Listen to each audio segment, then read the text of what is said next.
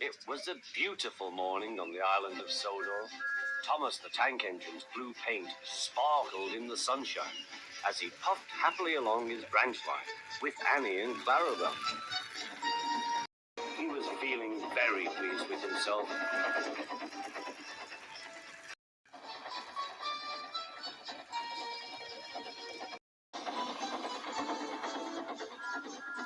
"Hello, Thomas," whistled Percy. "You look splendid." "Yes, indeed," boasted Thomas. "Blue is the only proper colour for an engine." "Oh, I don't know. I like my brown paint," said Toby. "I've always been green. I wouldn't want to be any other colour either," added Percy. Well, anyway, huffed Thomas, "blue is the only colour for a really useful engine. Everyone knows that." Percy said no more. He just grinned at Toby. Later, Thomas was resting when Percy arrived. A large hopper was loading his trucks full of coal. Thomas was still being cheeky. "Careful," he warned. "Watch out with those silly trucks." Go on, muttered the truck. "And by the way," went on Thomas, "those buffers don't look very safe to me." The last load poured down. "Help! I'm choking!" cried Thomas. "Get me out!" Percy was worried, but he couldn't help laughing. Thomas's smart blue paint was covered in coal dust from smoke box to bunker. "Ha ha!" chuckled Percy. "You don't look really useful now, Thomas. You look really disgraceful."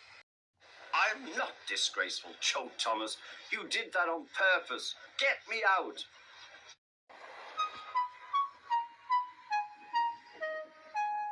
It took so long to clean Thomas that he wasn't in time for his next train. Toby had to take Annie and Clarabelle. "Poor Thomas," whispered Annie to Clarabelle. They were most upset.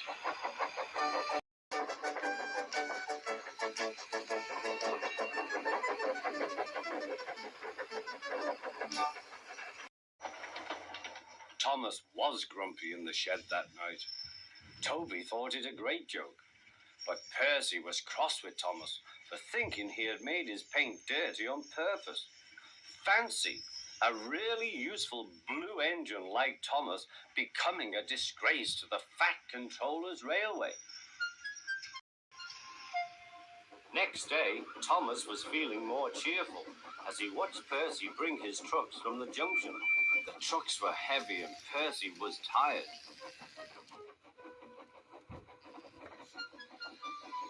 "Have a drink," said his driver, "then you'll feel better."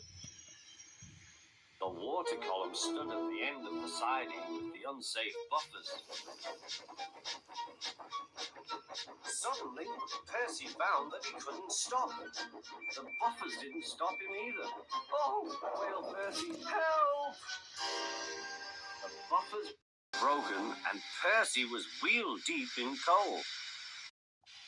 It was time for Thomas to leave. He had seen everything. "Now Percy has learned his lesson too," he chuckled to himself.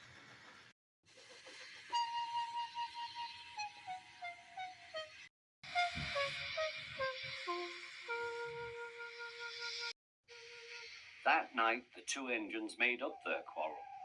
"I didn't cause your accident on purpose, Thomas," whispered Percy. "You do know that, don't you?"